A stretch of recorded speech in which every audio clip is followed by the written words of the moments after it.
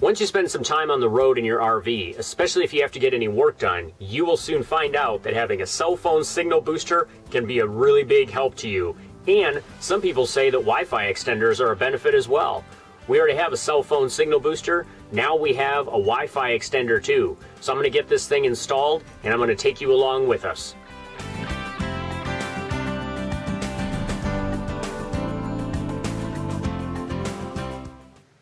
We had a little bonus when we attended NomadFEST down in Wellington, Texas, and that is that my name got drawn as part of the raffle that was going on, and we were lucky enough to win a Wi-Fi extender.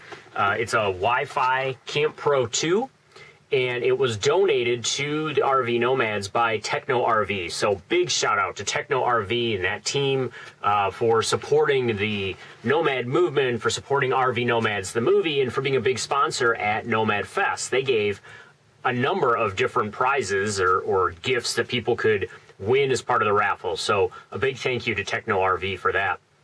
But I won the Wi-Fi extender, which, if you don't know what that is, it's basically if you were parked near a Wi-Fi signal. Maybe you're in a campground, maybe you're at friends and family's house and you're in the driveway, maybe you are outside of a coffee shop and you went in and grabbed a cup of coffee and you want to use their Wi-Fi, but you don't want to sit at the table there and have the extra noise and the distraction. Well, you could go sit outside in the parking lot with your coffee that you just bought and pull their Wi-Fi signal into your rig and do whatever work you need to do in the comfort of your own home, as it were.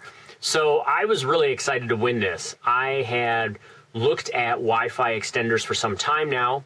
We already have a cellular booster. We have a WeBoost that we've done a video on, and I'll put a link to that below. But we have been thinking about, when we travel more, could we use a Wi-Fi extender? And, you know, it's an investment. So anytime you're looking at an investment, you have to think about, is that something that I'm really going to use? And I just wasn't ready to make that investment yet, but I was really close.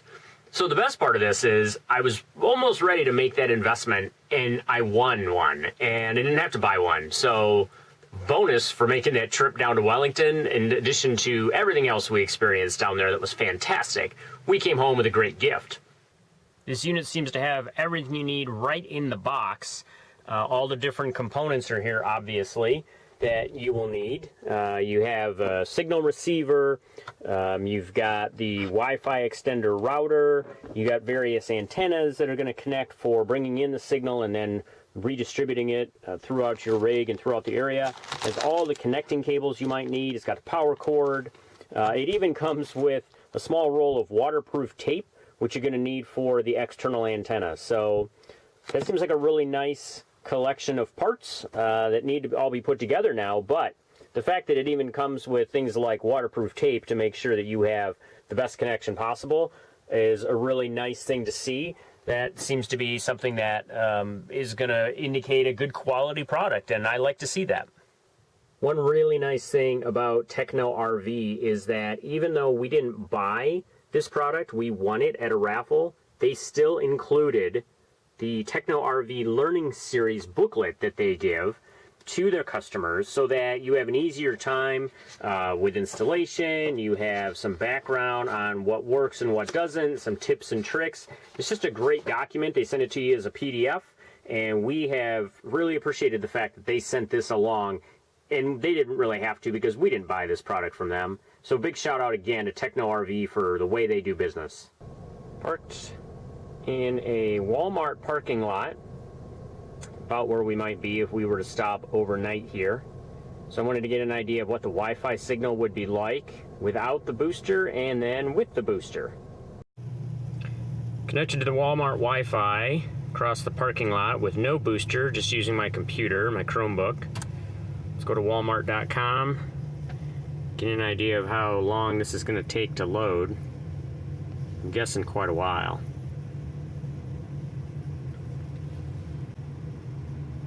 Problem is it has a signal and it is trying to draw in that web page, but speed is very slow. I'll run a speed test and see what it actually registers as, but if you were trying to do this, you would not be able to really get any work done or try to do anything with sharing photos to a website or social media.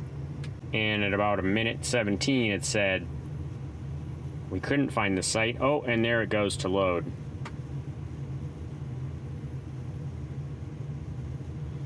Still going. It's trying. Wow, this is like harkening back to the days of dial-up, if anybody remembers using modems. Hey, we have a website. So I finally got a speed test to run without the booster. As you can see, it's crawling. It took a while to make a connection. And, I mean, that is pitiful. 0.02 megabytes per second. Okay. Got the CampPro2 router up and running.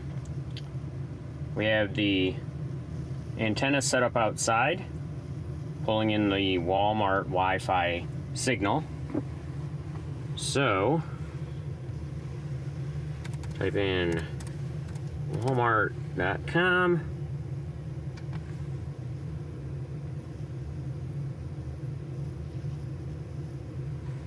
Tell already it's moving faster. Look at that. Wow. That is a huge difference compared to my sitting around waiting before. Okay, tried to do a little bit of a real world test. Didn't have a lot of time. Just wanted to kind of get a feel for what it would be like to set up in a parking lot. I'm here at the Walmart. And as you can see, I've got this antenna set towards the front of the van. It should really be up more towards the roof, but I didn't have the right stool with me to try to get up that high, so that's something I got to think about. It is pretty easy to get in place with that giant suction cup that I bought from TechnoRV. That's a nice setup. Got to make sure that the surface is smooth and clean, so wet paper towel takes care of that. Make sure the suction cup has some moisture on it, and then lock it down. Bottom line here is that with really crappy Wi-Fi, you can get okay Wi-Fi. I'm sure if you went to okay Wi-Fi, you would get good Wi-Fi. Good Wi-Fi would get you great Wi-Fi. That's a lot of Wi-Fi in a row. But the point is, you're going to be able to get a better signal with a booster like this than you are without. So I haven't had much chance to really work with this in a real-world situation. I just wanted to get out with the CampPro2, try to give it at least a little bit of a field test and see what I thought of it. My initial reaction is that it's very well made. It's a high-quality product. The setup and installation isn't too bad. For those who aren't tech savvy, it might take you a little bit of time following the directions to figure out how the whole system works and connects to your device so that you can get the boost for the Wi-Fi.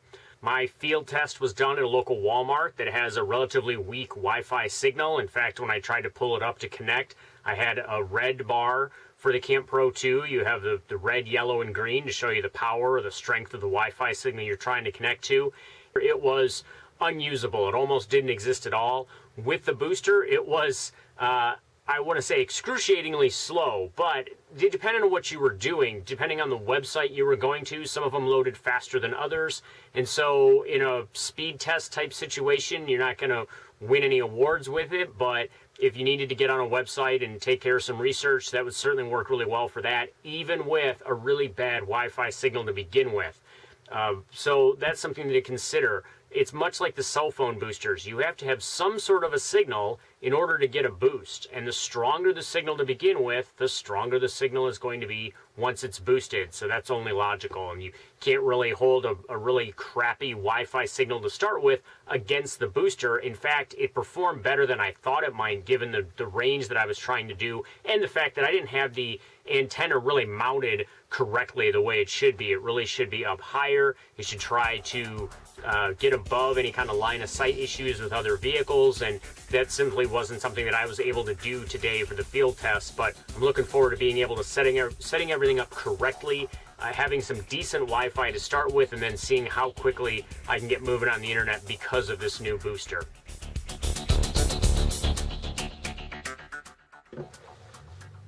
I'm assuming the camera's too low, but I'm going to take a look.